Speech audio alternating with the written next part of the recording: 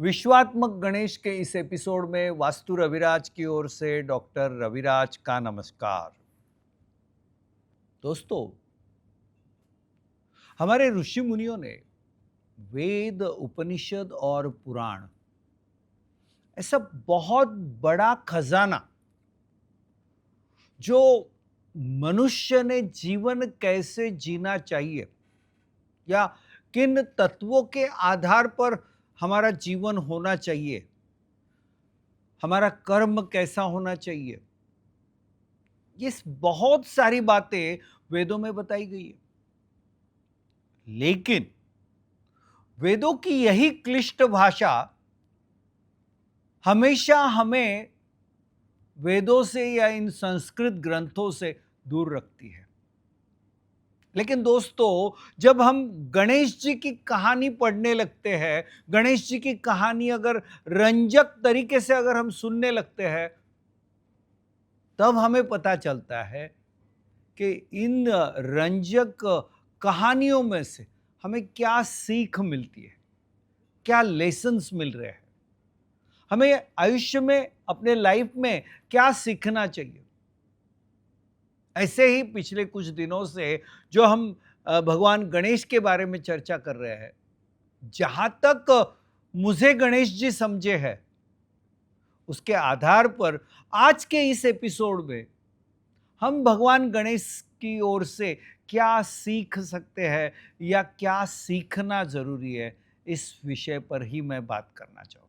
सबसे पहले इंसान को जिंदगी में जो भी चुनौती या काम आए, वो जरूर करना है। मां पार्वती ने जब विनायक को कहा कि आपको द्वारपाल बनना है, उन्होंने तुरंत द्वारपाल बनना स्वीकार कर लिया। इतना ही नहीं, अपने कर्तव्य पालन के लिए भगवान शिव जी द्वारा जब उनका शिरच्छेद किया गया, तो इसका मतलब अपनी जिम्मेदारी निभाने के लिए, अपने कर्तव्य का पालन करने के लिए जरूरत पड़े तो निश्चित रूप से जान न्यौछावर करने की भी तैयारी हमें रखनी चाहिए। इस गणेश आख्यान से मैं दूसरा सीख ऐसे बताना चाहूंगा कि भगवान गणेश जी का देह विशाल है, लेकिन उनका वाहन मूषक बहुत छोटा है। विशाल देह यानी हमारी बुद्धि विशाल देह की तरह बुद्धि विशाल होनी चाहिए, और छोटा वाहन मूषक की यह हमें यह संकेत देता है कि हमारे पास कुबुद्धि या तो ना होनी चाहिए, या अगर हो तो मूषक जैसी छोटी हो। विशाल बुद्धि और बहुत छोटी कुबुद्धि, ये दूसरी सीख है। तीसरी बात मैं यहां पे ये बताना चाहूंगा कि गणेश जी के बड़े कान और उनके साथ उन बड़े कानों के बड़े बड़े सूप या सुपला क्या संकेत देते हैं? ज्यादा बात करने से ज्यादा सुनो। Listening is more important. सब सुनो, लेकिन सुनते समय केवल अच्छी बात अपने पास रखो, और ये सुपले के माध्यम से, ये सुपले केवल अच्छी बातें आपके कानों तक आने देते हैं और गलत या बुरी बात को आपसे दूर लेके जाते हैं। इसका मतलब आपको जीवन में अपने आप में एक एनालाइजिंग पावर होना अनिवार्य है। हर किसी चीज को पूर्ण रूप से या अंधा होकर या अंधेपन में ना स्वीकारें। हर परिस्थिति में हमें अच्छी यानी सब बातें सुनकर केवल अच्छी बातें अपने पास रखना या अच्छा काम करना। चौथा मुद्दा मैं उनकी बड़ी सुंड के ऊपर कहना चाहूंगा। बड़ी सुंड यानी मान लो हर व्यक्ति को अपने लाइफ में एक सेंसरी एंटेना होना जरूरी है। जैसे सेंसर एंटेना हर वो चीज का आपको तकनीकी तरीके से अंदाजा दिलाता है। यानी दोस्तों, आने वाले भविष्य में क्या होने वाला है, या मेरे इर्द गिर्द क्या हो रहा है, इन सारी चीजों का हमें ध्यान रखना है, या हर वो चीज, हर वो छोटे बड़े संकेत को हमें समझना है और समझकर उसके ऊपर चलना है। बड़ी सूंड के माध्यम से हमें आगे क्या होने जा रहा है ये आइडेंटिफाई करना है, लेकिन यही सूंड हमें ये भी बताती है, चीज चाहे छोटी हो या बड़ी हो, काम काम होता है, टास्क और चैलेंज चैलेंज ही होती है, तो उसमें इक्वालिटी हो और पूरे ध्यान से ही हमें काम करना है। पांचवा मुद्दा, मैं उनके बड़े पेट के बारे में बात करना चाहूंगा। बड़ा पेट यानी जितनी भी सारी बातें आती है वो सारी बातें सुनो और अपने पेट में स्टोर करके रखो, जग जाहिर ना करे। यानी जिंदगी में हमारे सामने जो भी चीजें आती है वो हर चीज को समझने की क्षमता रखे, हर वो बुरी चीज को निगलने की क्षमता रखे।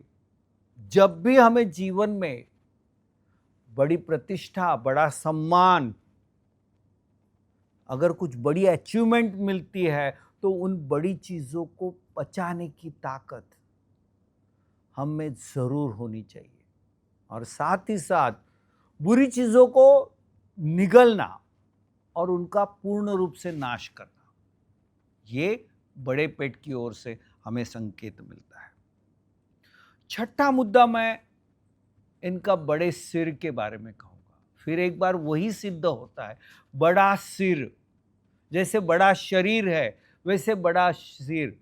सिर यानी मस्तिष्क, मस्तिष्क माने ब्रेन, सारा थिंकिंग, सारी आइडियोलॉजी वहां से ही निर्माण होती है। तो बड़ा सिर यानी बड़ी बुद्धि, यही हमें याद रखना है। हमेशा बड़ी सोच रखनी है और हर काम बड़ी लगन से, पूर्ण ऊर्जा के साथ करना है।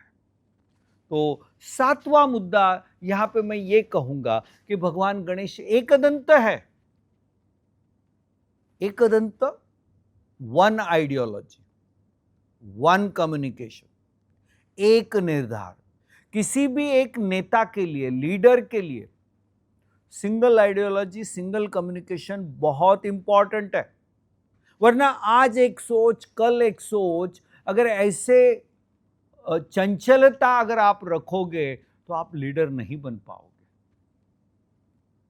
साथ ही साथ दोस्तों, एक दंत का मतलब यह भी है, आपको इक्वालिटी समझनी है। मेरा आत्मा, आपका आत्मा, एक, हम केवल एक आत्मा का रूप है।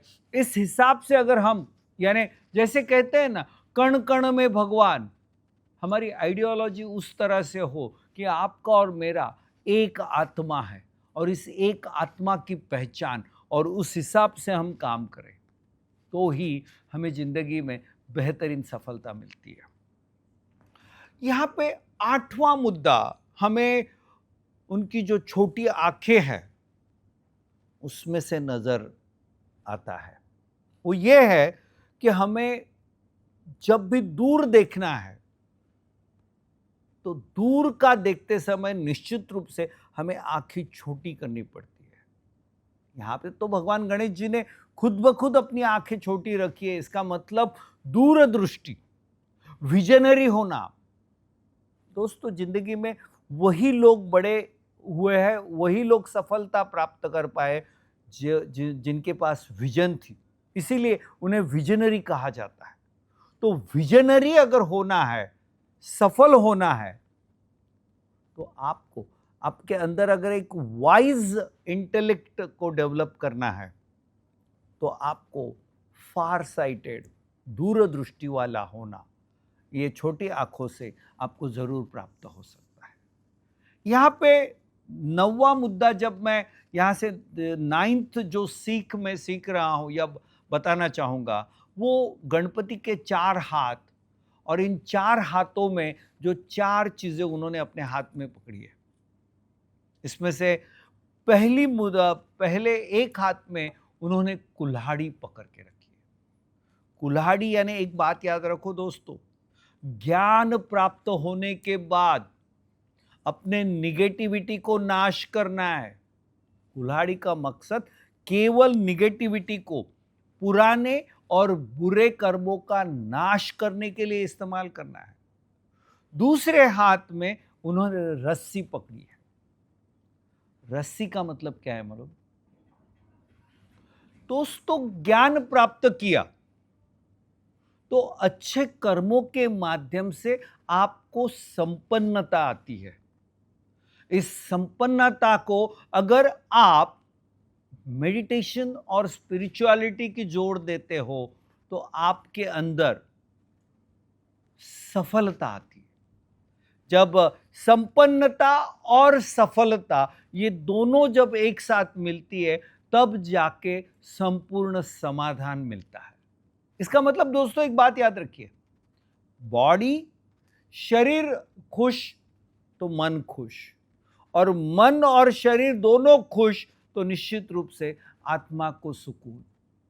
तो शरीर, आत्मा और मन, इन तीनों को, या फिर सफलता, संपन्नता और समाधान, इन सभी चीजों को एक धागे से बांध के रखना, इनके अंदर एक प्रॉपर हार्मनी रखना, ये रस्सी आपको एक संदेश देती है। तो दूसरी ओर मैं कहूंगा, सही सोच, सही कर्म, सही बोल, सही खान पान, सही मर्यादा में जीवन जियोगे तो निश्चित रूप से वो रस्सी आपके जीवन को संतुलित और सफल करेगी। तीसरे हाथ में उन्होंने तीसरा हाथ आशीर्वचन के लिए रखा है। जिंदगी में दोस्तों देना सीखो।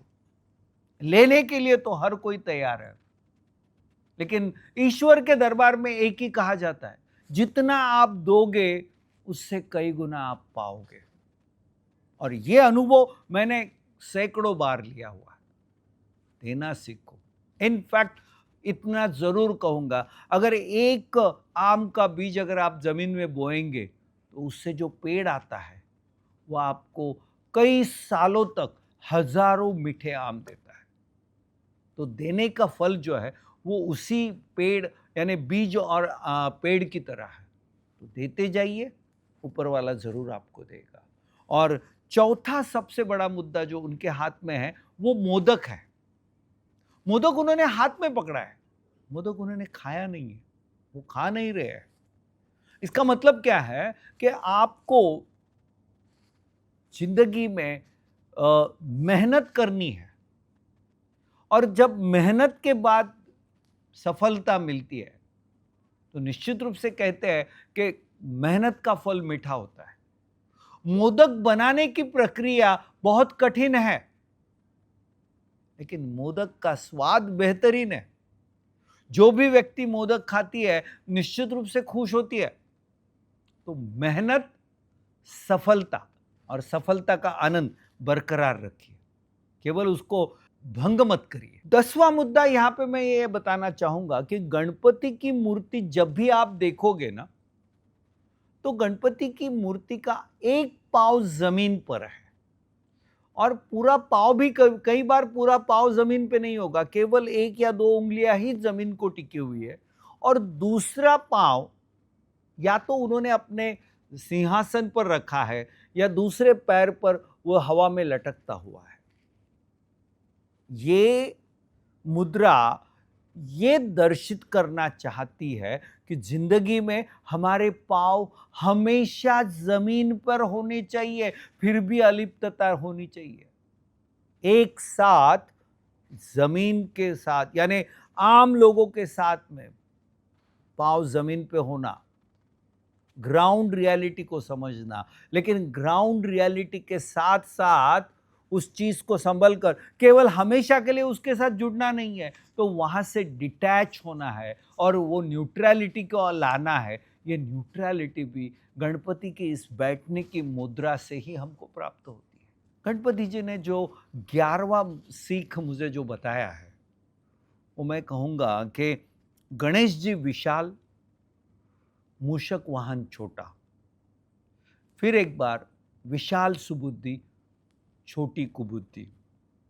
लेकिन एक बात याद रखो, यहां पे एक बात और जो बताना चाहता हूं, चूहा जो है ना, वो कहीं पे भी, किसी खड्डे में, किसी गैप में, या किसी भी कठिन परिस्थिति में यूं गुजर जाता है।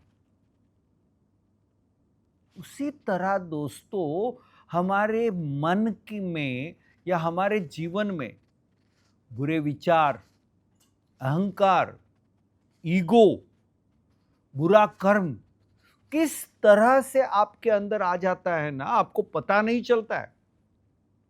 आ तो जाता है, और जब वो अपने लक्षण दिखाने लगता है तो वो ईगो, वो एटीट्यूड आपको पतन के रास्ते, यानी आपको जिंदगी में कठिनाई या असफलता की ओर ले जाने का काम करते हैं। तो इस चूहे की, यानी विशाल बुद्धि और छोटा वाहन मूषक के साथ साथ आपको चौकन्ना रहना है, सतर्क रहना है कि वो बुरी आदतें चूहे की तरह कहीं भी आपके जिंदगी में घुस न जाए और आपके जीवन को कहीं दाग न लग जाए। और अंत में दोस्तों, गणेश जी के साथ उनकी दो पत्नी रिद्धि और सिद्धि, इनके दो पुत्र शुभ और लाभ, और उनकी मानस कन्या संतोषी। ये रिद्धि सिद्धि के बारे में मैं आपको इतना ही कहूंगा कि यहां पे गणेश जी रिद्धि सिद्धि, और गणेश जी का एक और गुण यहां पे बताना पड़ेगा कि गणेश जी की जो सुंड है वो कभी दाएं बार होती है, कहीं बाई तरफ होती है, यानी लेफ्ट सुंड या राइट, लेफ्ट ट्रंक या राइट ट्रंक। जब गणेश जी के उनके अपने शरीर की लेफ्ट साइड में जब ट्रंक होगी तो उसे रिद्धि गणेश कहते हैं, यानी उनकी लेफ्ट में रिद्धि है जो आपको लग्जरी, भौतिक सुख देती है। तो उनके राइट में, यानी जब ट्रंक राइट में होती है तो उसी के साथ राइट में सिद्धि होती है। अब यहां पे एक बात याद रखिए, रिद्धि गणेश और सिद्धि गणेश, यहां पर कई लोगों में एक सवाल भी है कि गणेश जी, यानी खास करके भारत के दक्षिण भाग में ये राइट ट्रंक वाले गणपति जी को ज्यादा पूजा जाता है, उसके ऊपर ज्यादा श्रद्धा है दक्षिण भारत के लोगों के। लेकिन उर्वरित भारत में ये जैसे राइट ट्रंक वाला गणेश कहते हैं वो सिद्धि विनायक। यहां पे एक ऐसा कहा जाता है कि रिद्धि गणेश आपके घर के मंदिर में होना चाहिए और सिद्धि गणेश जो है वो केवल मंदिर में होना चाहिए, क्योंकि सिद्धि गणेश के व्रत, तप, आचरण थोड़े कठिन है, और हम आम आदमी के लिए जब हम पारिवारिक जीवन में रहते हैं तो उन सारे व्रत नियमों का पालन हमसे सही ढंग से नहीं हो पाएगा। और जब आप भगवान की एक मूर्ति आपके घर में लाते हो तो इसका मतलब आपने उन्हें आमंत्रित किया है, आप लेके आए हैं, तो उनके सम्मान को बरकरार रखना ये आपकी जिम्मेदारी है। इसलिए कभी भी याद रखो, सिद्धि गणेश, राइट ट्रंक वाले गणेश को मंदिर में जाके उनकी पूजा करिए, रिद्धि गणेश को अपने घर में रखिए। लेकिन दोस्तों, यहां पे एक बात मैं और बताना चाहूंगा कि रिद्धि और सिद्धि क्या कहती है। रिद्धि आपको समृद्धि देती है, सिद्धि आपको संपन्नता देती है, या मैं कहूंगा रिद्धि आपको सुखासीनता देगी, तो सिद्धि आपको स्पिरिचुअल अट्यूनमेंट देगी। दोस्तों, केवल भौतिक सुख से हमें कभी समाधान नहीं मिलेगा, लेकिन जब हमें पीस ऑफ माइंड मिलता है, वो पीस ऑफ माइंड केवल स्पिरिचुअलिटी से मिलता है। और जब लग्जरी और पीस ऑफ माइंड, ये दोनों जब आपके पास आती है, तब आपका लाइफ सही मायने में संपूर्ण होता है। जब एक तरफ लग्जरी, सुखासीनता है, और दूसरी तरफ अध्यात्म की पीस ऑफ माइंड आपके पास है, तो आपका लाइफ सही मायने में कंप्लीट होता है, परिपूर्ण होता है। तो इसका मतलब एक बात याद रखिए कि रिद्धि सिद्धि यानी सुखासीनता और अध्यात्म, इन दोनों को हमें साथ में लेके चलना है। तब जाके दोस्तों हमारी जिंदगी निश्चित रूप से सफल होगी। इसलिए दोस्तों, अगर आप बेसिकली आप ही अपने जीवन के विघ्न विनाशक बन सकते हो, अपने जीवन के विघ्नहर्ता अगर आपको बनना है, तो आपको गणेश जी के इन तत्वों पर चलना है। तब जाके आप दुखहर्ता बन सकोगे और तब जाके आप सुखकर्ता बनोगे और आपके जीवन में सही मायने में सुख, शांति, समृद्धि, आरोग्य, वैभव सब कुछ आपको प्राप्त होगा। नमस्कार।